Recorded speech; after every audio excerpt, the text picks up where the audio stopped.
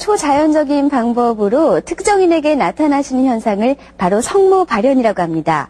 오늘 시간에는 많은 성모님 발현들 중에서 과달루페와 파리 발현에 대해서 알아보도록 하겠습니다.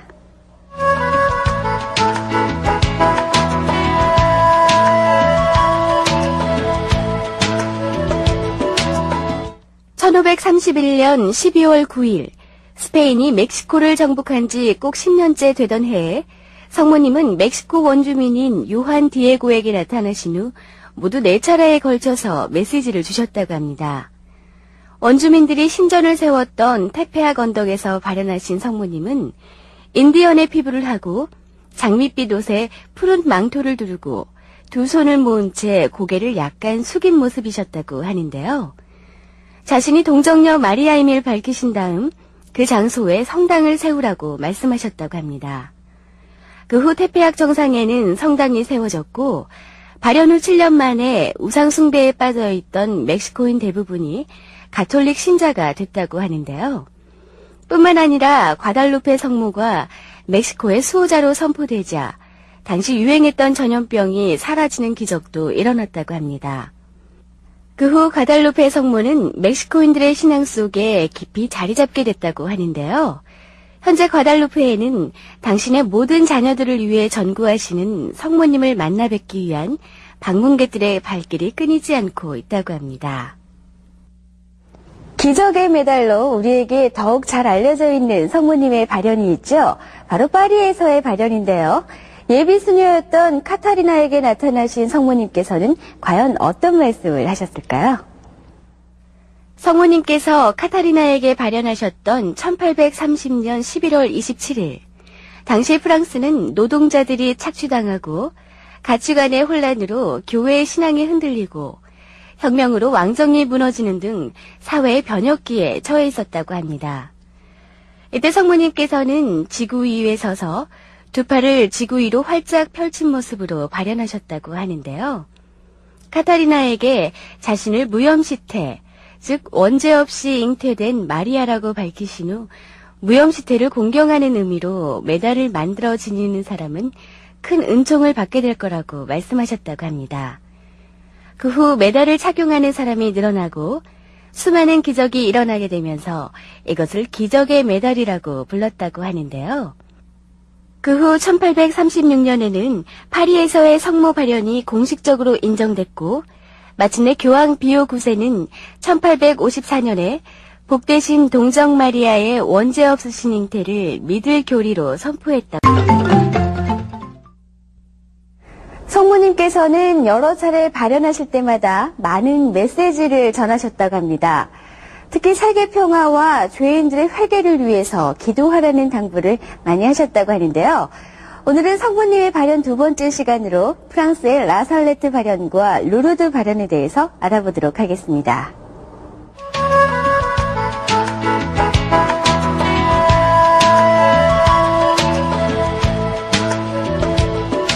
성모님께서는 1846년 9월 19일 프랑스 가르가스 산 길석에 있는 라살레트에서 11세의 막시망 지로와 15세의 멜라니 마티우 칼바에게 발현하셨다고 합니다. 순백색 부인복에 황금색의 앞치마를 두르고 장미술이 달린 망토를 어깨에 걸치고 그리고 장미관을 쓴 모습으로 발현하신 성모님께서는 눈물을 흘리시며 자신을 죄인들의 화해자라고 밝히셨다고 하는데요. 그와 함께 인류가 회개하여 하느님과 화해하면 축복을 받지만 그렇지 않으면 큰 벌을 받게 될 거라는 메시지도 전하셨다고 합니다.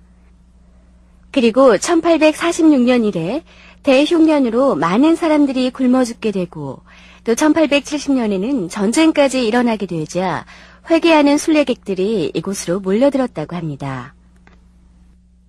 성모님의 여러 발현 중에서 가장 대표적인 발현이 바로 루르드 발현일 겁니다.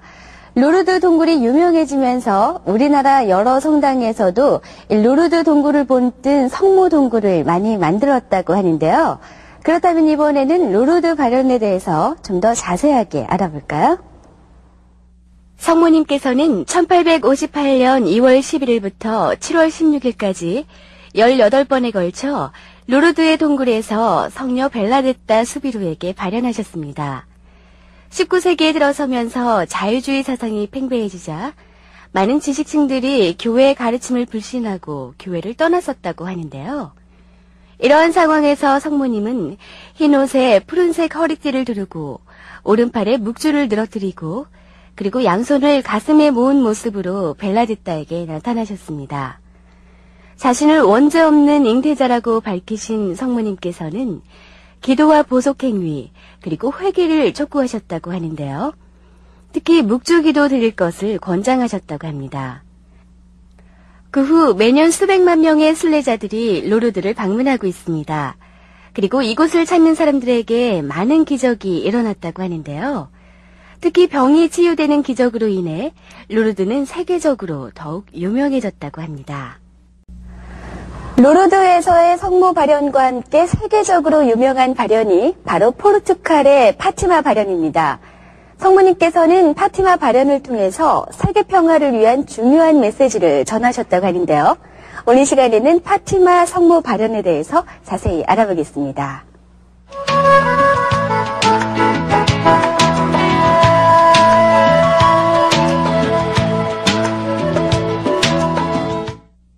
성모님의 파티마 발현은 제1차 세계대전이 절정에 달했던 1917년 5월 13일부터 10월 13일까지 6차례에 걸쳐 이루어졌습니다.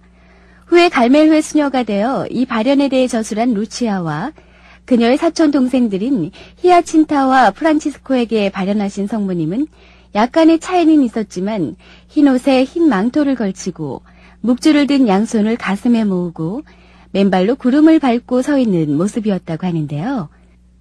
사람들의 의구심에도 불구하고 발현 횟수가 거듭됨에 따라 성모님의 모습을 보려는 군중의 수는 획기적으로 늘어났다고 합니다.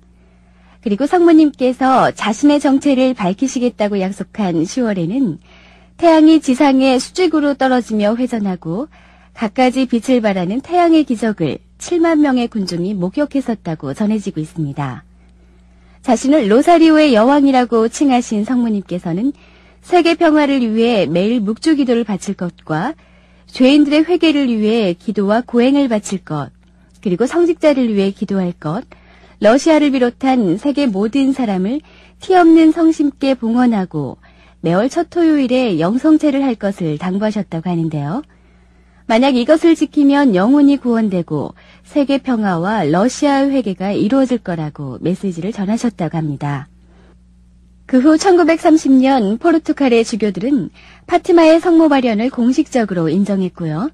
1942년 교황 비오 12세는 성모의 요청대로 러시아에 대해 특별히 언급하면서 세상을 성모의 티 없는 성심께 봉헌했다고 합니다.